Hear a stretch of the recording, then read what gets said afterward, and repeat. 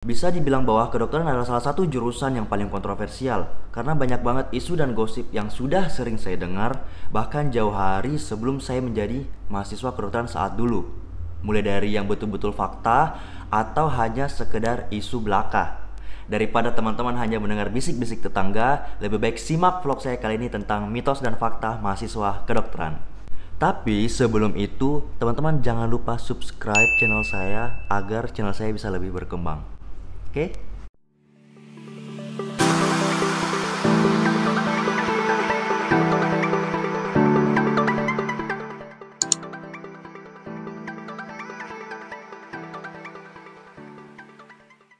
Halo, kembali lagi di YouTube channel saya, Dok Didit.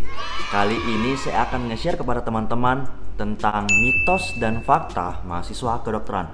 Pastiin kamu nggak skip video ini sampai akhir agar kalian tidak bertanya-tanya atau tidak menduga-duga tentang isu dan gosip yang banyak beredar tentang mahasiswa kedokteran. Jadi, mitos dan fakta yang akan saya share ini adalah berdasarkan pengalaman dan pengamatan saya selama saya menjadi mahasiswa kedokteran hingga saat ini menjadi seorang dokter. Kita mulai videonya kali ini. Yang pertama, mahasiswa fakultas kedokteran mesti anak orang kaya. Ini bisa dibilang mitos. Seperti yang udah saya share di video sebelumnya tentang biaya masuk fakultas kedokteran, memang biaya yang dibutuhkan tidak sedikit. Namun bukan berarti yang bisa masuk fakultas kedokteran itu hanya untuk orang kaya saja. Ada kok jalur-jalur atau cara-cara lain agar teman-teman bisa mendapatkan pembiayaan yang lebih murah, misalnya dengan mengikuti jalur seleksi SNMPTN maupun SBMPTN. Apalagi kalau misalnya teman-teman bisa mendapatkan beasiswa yang namanya beasiswa bidik misi, itu teman-teman bisa kok sampai nggak bayar SPP dan bahkan gratis sampai selesai. Serius, gratis. Wow. Yang kedua, mahasiswa fakultas kedokteran harus berasal dari keluarga dokter dan memiliki kecerdasan yang tinggi. Ini adalah mitos, karena gak ada syarat sama sekali bahwa untuk menjadi mahasiswa kedokteran itu harus berasal dari keluarga dokter. Bisa aja memang banyak yang seperti ini karena terinspirasi dari orang tua mereka yang dokter juga sehingga anaknya ingin menjadi seorang dokter juga. Namun ini nggak menjadi syarat untuk menjadi masuk fakultas kedokteran. Nah, kalau tentang kecerdasan, ini sebenarnya nggak 100% betul sih. Karena sebenarnya nggak ada yang jamin bahwa ketika kamu ranking ketika SMA, juara olimpiade, ataupun juara-juara di kelas, itu menjamin bahwa kalian juga bisa survive dan bertahan di fakultas kedokteran. Faktor yang paling penting adalah niat dan usaha. Kalau misalnya teman-teman belajar dengan sungguh-sungguh, bisa kok nanti akan bertahan hingga selesai menjadi seorang dokter. Oke? Yang ketiga, mahasiswa kedokteran bukunya tebal-tebal, mahal-mahal, bahasa Inggris pula. Ini adalah fakta, namun ada rahasia tersembunyi di balik ini loh. Nah, jadi emang kalau untuk buku-buku yang tebal-tebal itu memang banyak banget yang dimiliki sama anak kedokteran. Tapi tenang aja, karena nggak semuanya kok akan dibaca. Karena akan ada juga bahan pelajaran dari slide dosen, dari catatan, maupun buku-buku yang dibagikan per blok ketika blok itu sementara berjalan. Jadi untuk buku yang berkilo-kilo beratnya itu gak semuanya akan sempat dibaca, kecuali emang dia adalah orang yang super ulet dan sangat tekun. Nah, jadi biasanya yang dibaca itu hanya bagian dari bab-bab yang sementara dipelajari aja. Nanti untuk selanjutnya bisa disimpan atau dipelajari ketika emang bahan dari bab itu memang perlu dibaca gitu.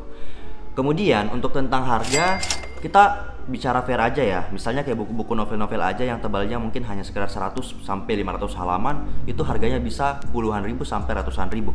Gimana kalau buku kedokteran yang halamannya bisa sampai ribuan, kertasnya glossy pula coy. Ya gimana nggak mahal. Jadi emang harus seperti itu. Namun masih ada cara untuk mensiasatinya. Seperti yang udah saya share di video sebelumnya tentang biaya kedokteran, dengan menggunakan soft file atau melakukan fotokopi dari buku tersebut. Nah, itu bisa menghemat pengeluaran teman-teman sekalian.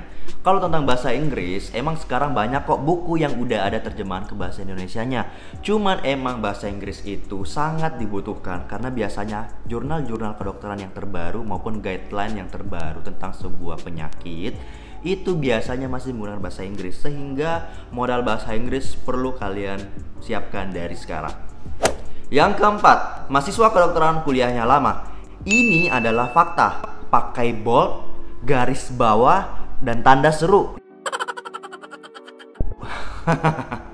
Jadi emang untuk kuliah kedokteran lama banget. durasinya bisa sampai 6-7 tahun, itu hanya untuk menjadi dokter umum aja. Belum lagi kalau misalnya teman-teman ingin melanjutkan ke program spesialis atau dokter spesialis. Kalau mau tahu info lengkapnya, cek aja di video saya di sini yang udah saya share sebelumnya. Yang kelima, mahasiswa kedokteran kerjanya belajar terus, gak pernah main. Ini adalah mitos belaka. Gak mungkin juga sih ya kita mau belajar tiap hari, karena nanti kepalanya bisa pusing dan bisa meledak. Nah, selain kerjakan tugas juga, tenang aja kok, di hari Sabtu dan Minggu itu teman-teman fakultas kedokteran itu juga libur sama kayak di fakultas lainnya, kecuali kalau misalnya ada agenda sendiri dari kampus misalnya. Kalau misalnya di saat libur tersebut, teman-teman bisa kok menyalurkan minat dan bakat teman-teman ke dalam unit kegiatan mahasiswa yang terdapat di kampus kalian. Seperti misalnya kalau kalian tertarik join dalam klub olahraga, silahkan masuk ke dalam klub olahraga. Kalau misalnya teman-teman tertarik dalam bidang musik, silahkan gabung ke dalam klub bidang musik. Kalau misalnya teman-teman tertarik untuk join ke dalam klub keagamaan juga ada, dan maupun masih banyak yang lain. Di luar kegiatan unit kegiatan mahasiswa, teman-teman masih bisa juga kok melakukan jalan-jalan, misalnya ke mall, pergi makan, nongkrong bareng teman, nonton bioskop, ataupun pergi karaoke yang biasanya dilakukan saat selesai ujian akhir blok. Nah, biar semangat lagi dan tidak tegang terus nih leher dan kepalanya gitu ya. Yang keenam, mahasiswa kedokteran gampang stres, frustasi, sampai bunuh diri. Ini lebay banget sih sebenarnya, karena untuk mitos atau faktanya itu tergantung dari diri teman-teman sendiri. Karena bukan hanya terjadi di fakultas kedokteran aja, tapi terjadi di fakultas-fakultas lainnya. Jadi gimana caranya teman-teman bisa memanage stresnya itu supaya tidak berlebihan, karena tentunya pasti akan ada masalah ataupun ada kesulitan dalam menjalani fase-fase sekolah kedokteran. Namun tenang aja, kalau misalnya ini sejak awal adalah panggilan hati teman-teman, teman-teman pasti akan bisa menikmati sesulit apapun jalan yang akan teman-teman tempuh. Tapi emang mental yang kuat itu adalah modal yang sangat penting yang sebaiknya dimiliki seorang calon dokter maupun seorang dokter. Yang ketujuh, mahasiswa kedokteran mesti dites tidur bareng mayat. Ini 100% hoax atau mitos. Entah dari mana asalnya berita ini, tapi emang sering banget saya dengar waktu SMA dulu sebelum masuk fakultas kedokteran ya.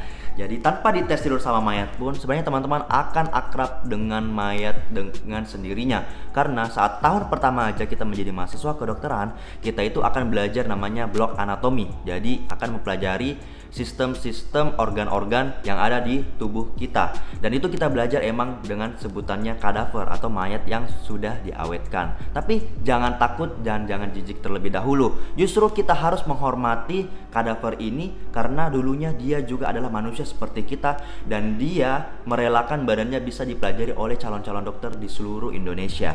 Jadi kita itu selalu memperlakukan kadaver itu dengan sangat hormat, selayaknya orang yang masih hidup, bahkan lebih dihormati lagi dibanding orang yang hidup, karena dia merelakan dirinya untuk bisa dipelajari atau diotak-atik oleh calon-calon dokter. Yang kedelapan, mahasiswa kedokteran nggak boleh takut sama darah. Ini 100% adalah fakta. Karena menjadi seorang calon dokter dan menjadi seorang dokter nggak akan jauh-jauh dengan yang namanya darah. Soalnya kan kita tugasnya untuk mengobati pasien atau manusia, jadi nggak akan jauh-jauh dengan darah.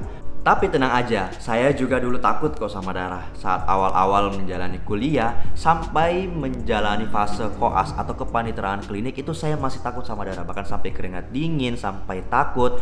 Tapi tenang aja, karena udah sering banget dihadapin sama darah, akhirnya sekarang udah terbiasa juga.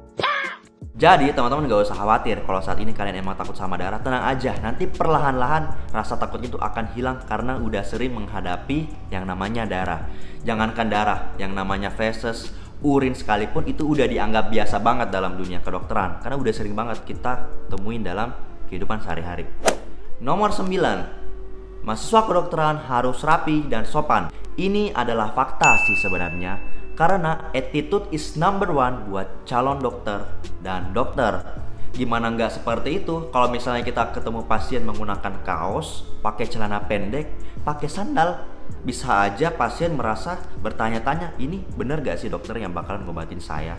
Nah, bahkan sih sejak kuliah pun biasanya udah ada peraturan dari kampus tentang tata cara berpakaian selama kuliah.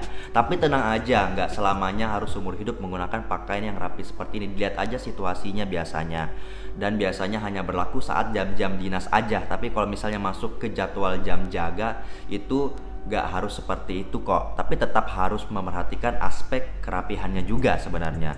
Nah, biasanya emang paling sering harus menggunakan kemeja, celana panjang. Buat cewek juga seperti itu, gak boleh pakai celana pendek atau pakai rok pendek supaya tetap kelihatan sopan di depan pasien. Kalau tentang kesopanan sendiri, itu sejak kita kuliah pun udah juga diajarin tentang namanya etika dokter. Jadi emang kita harus sopan gitu ya, apalagi sopan sesama teman sejawat atau kepada senior, bahkan ke sama pasien kita dan orang-orang yang kita ajak bekerja sama dalam mengobati pasien. Jadi emang untuk menjadi seorang dokter emang harus sangat memperhatikan aspek kerapihan dan kesopanan. Yang ke-10, mahasiswa kedokteran kesannya sangat eksklusif, hanya berteman sesama teman kedokterannya alias sombong. Ini nggak 100% betul ya, jadi menurut saya ini adalah mitos. Kenapa? Karena emang sih banyak yang masuk kedokteran misalnya karena faktor gengsi-gengsian, tapi nggak semuanya kayak gitu kok. Banyak kok anak-anak kedokteran yang tetap berteman sama orang-orang di luar fakultas kedokteran, asal jadwalnya cocok. Nah ini nih biasa yang paling sering menjadi faktor sulitnya bertemu orang-orang kedokteran dan orang-orang yang non kedokteran.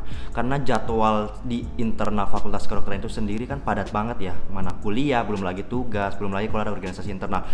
Jadi intinya tak kenal maka tak sayang. Nah, jadi kalau misalnya kalian menganggap bahwa mahasiswa kedokteran itu sombong-sombong, mungkin kamu belum kenal si dia atau mereka dengan begitu baik. Nah, itu dia beberapa mitos dan fakta seputar mahasiswa kedokteran yang bisa saya share dalam vlog saya kali ini. Jadi semoga sih bisa menjadi pertimbangan buat teman-teman sebelum memasuki fakultas kedokteran jika ini menjadi cita-cita kalian. Jangan lupa like, komen jika kalian memiliki masukan terhadap konten saya. Jangan lupa share video ini jika kamu merasa mendapatkan manfaat dari informasi yang saya berikan. Dan jangan lupa subscribe channel saya agar channel saya dapat terus berkembang. Terima kasih dan sampai jumpa.